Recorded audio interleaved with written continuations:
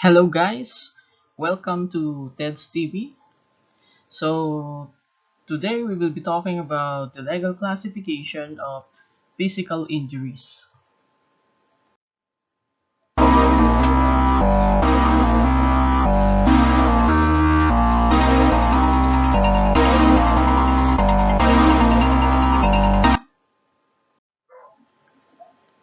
Physical injuries. An injury is the impairment of the body structure, or it damages the structure of the body, or it diminishes the function of the body, which is caused by the outside force. It is the effect of some stimulus to the body. The effect of the application of force is the production of wound. One of the considerations in physical injuries is mutilation. Mutilation is the intentional act of cutting or looping any part or parts of the living body. There are two elements. One, castration or intentional mutilation or totally or partially of organ for reproduction. Second, mayhem or cutting off any part of the body other than the organ for reproduction. We have a slight physical injury. It is physical injury wherein the victim is incapacitated for work or requires medical attendance for a period from 1 to 9 days. We have here a sample scenario. Mr. Jejemon's neighbor repeatedly punched him for no reason. Because of that, he sustained injuries which required medical attendance for 7 days. So our consideration here is the medical attendance of Mr. Jejemon for 7 days. There are three kinds of slight physical injuries. Physical injuries which incapacitated the offended party for labor from 1 to 9 days or required medical attendance during the same period. Second, physical injuries which do not prevent the offended party from engaging in his habitual work or which did not require medical attendance. And lastly, ill treatment of another by deed without causing any injury.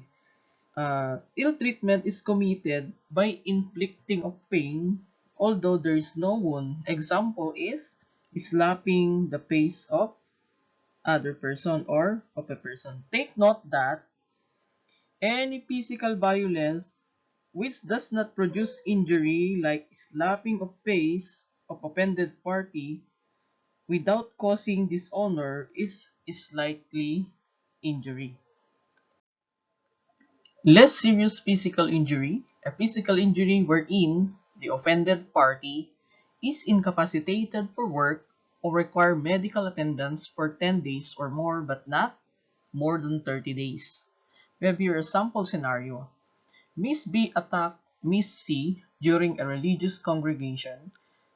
Out of anger and jealousy, she took the holy oils, heated them up to boiling point, and sprayed them on the hair and skin of Mr. C that made him not to work for 6 weeks because of the injuries he suffered. Next, we have serious physical injury.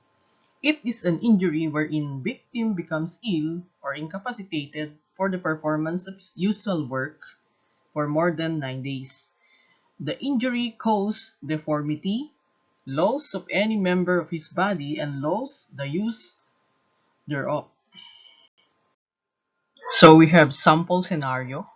Dr. X, due to jealousy of his wife's co-worker Mr. P, during dinner time, he put poison on the food of his wife. Moments after, his wife suffered excruciating pain in her stomach. Seeing his wife in agony, he pitied her and administered an antidote.